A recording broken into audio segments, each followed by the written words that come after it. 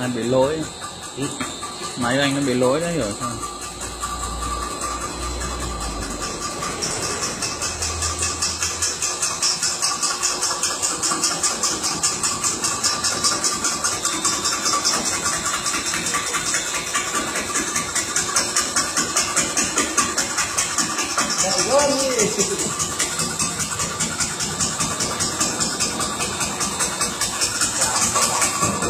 Rào, không đau ở rào.